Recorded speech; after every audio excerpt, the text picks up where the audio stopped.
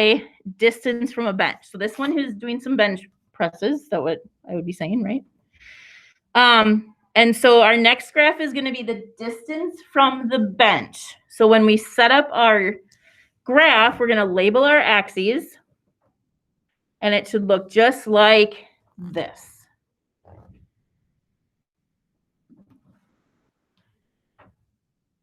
So it's distance from the bench in feet. The scale on this one is a little bit different. It goes half a foot, then a foot, then at 1.5 feet, then 2, 2.5 feet, then 3, 3.5 feet, then 4, 4.5 feet, then 5.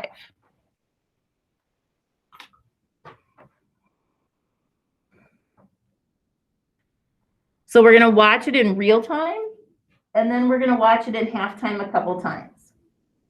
So we're going to take a moment to make sure that our graphs are set up, and then we're going to watch it. Here we go. So this is regular speed.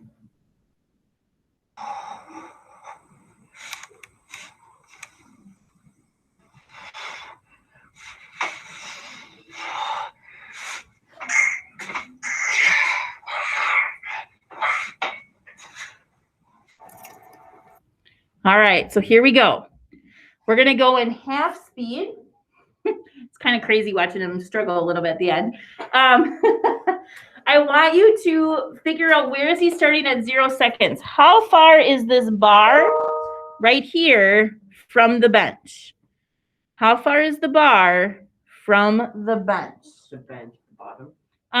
Like where his shoulder blades are, like right here. So give your best guesstimate. We don't have anyone measuring it, so we're just gonna have to guesstimate, which is totally fine. Are we going halves on this? Sure. Do halves? Like 2.5? For sure. Why not? I think that's a great idea. Do what works for you. All right, here we go. This is going to be in half speed. Plotting your points as you go.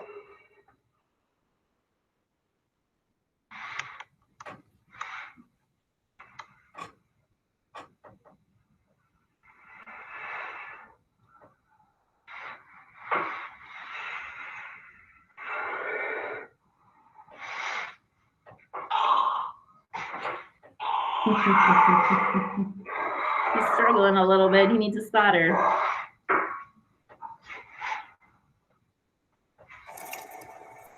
All right, we're going to watch it again because we want to make sure, you know, it's hard to get all those points down right away at the beginning.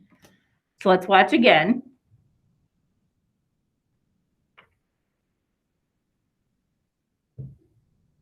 Oh, I should probably hit play. Here we go.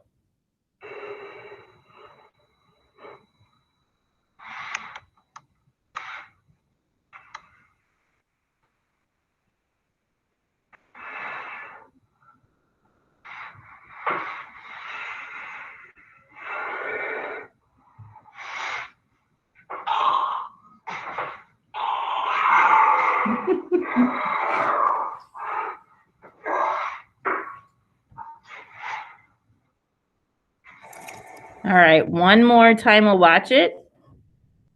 See what your graphs turn out and compare it. Here we go.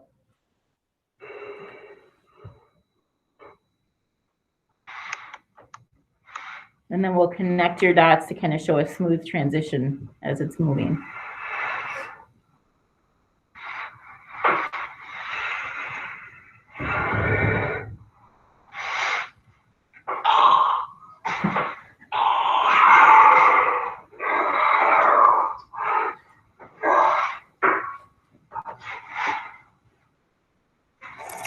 All right, so let's take a look at what the graph is that they came up with and compare it to our graph.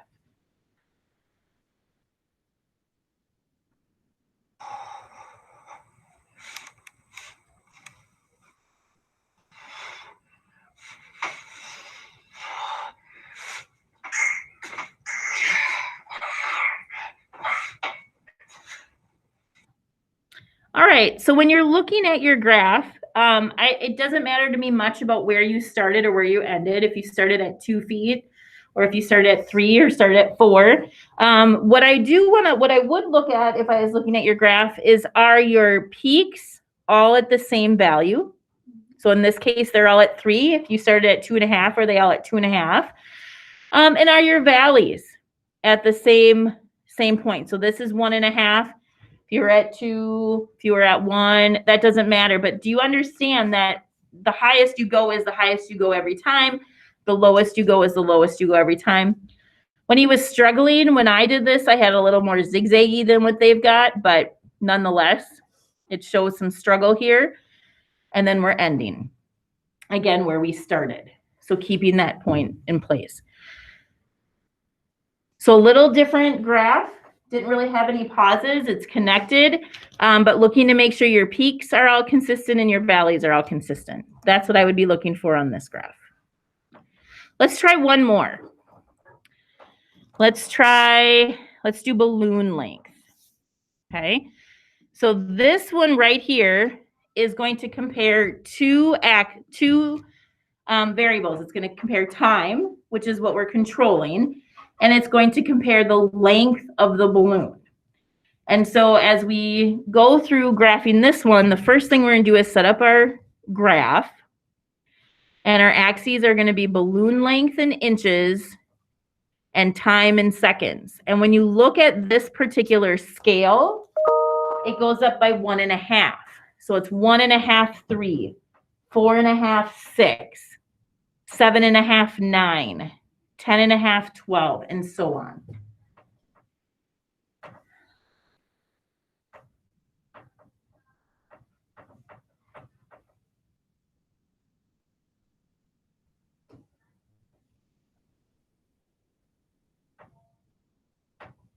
So I'll give you a moment to get your graphs set up.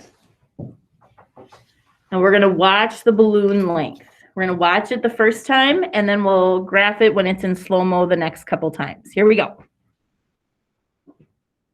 And again, we're trying to take a scenario and represent it as a graph. Then what's wrong?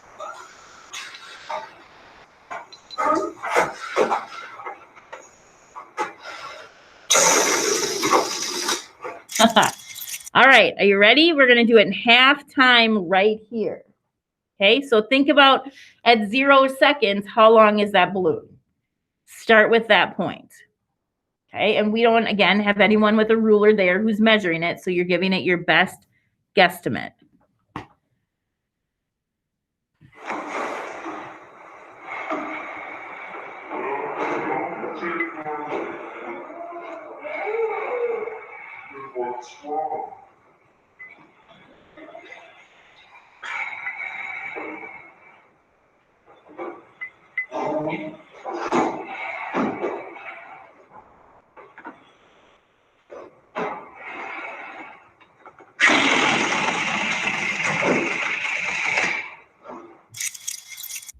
All right, let's try it again. Slow motion, length of the balloon. Watching the time in the lower left.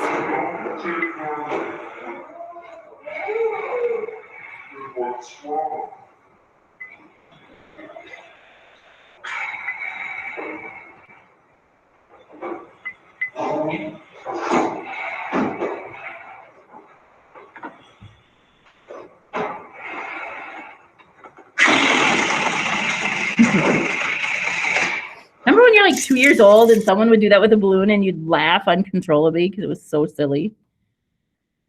Oh. All right, one more time. Here we go.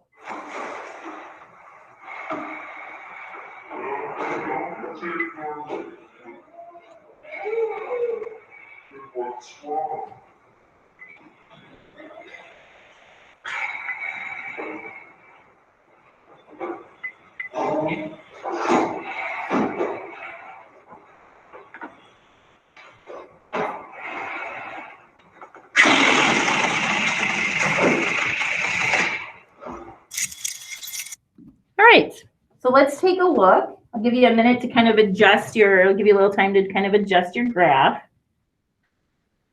And we'll take a look at what they have.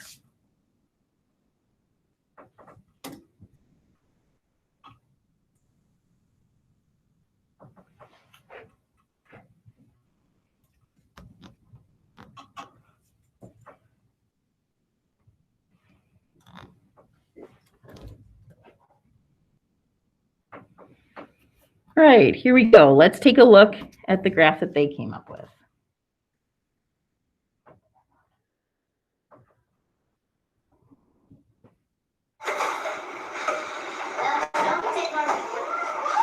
Then what's wrong?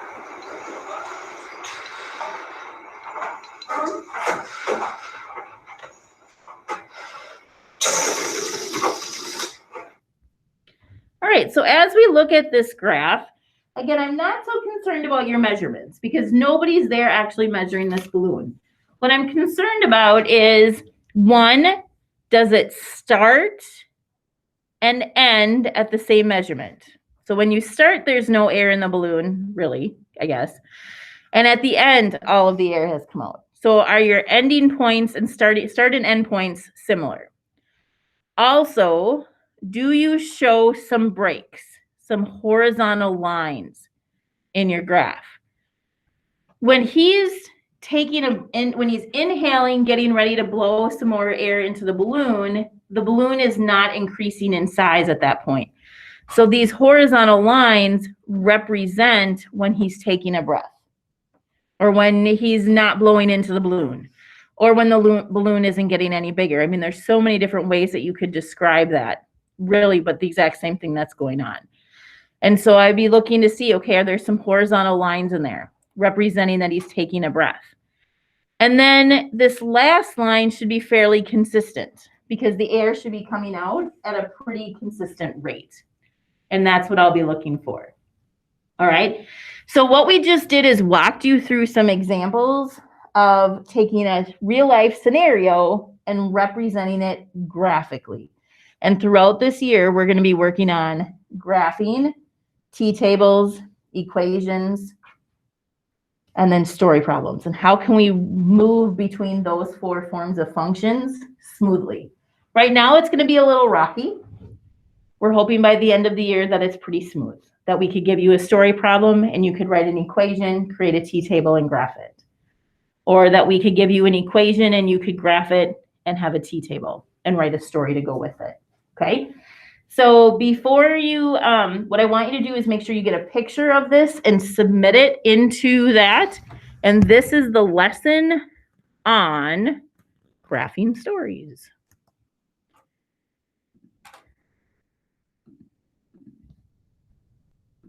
There we go. Stop recording.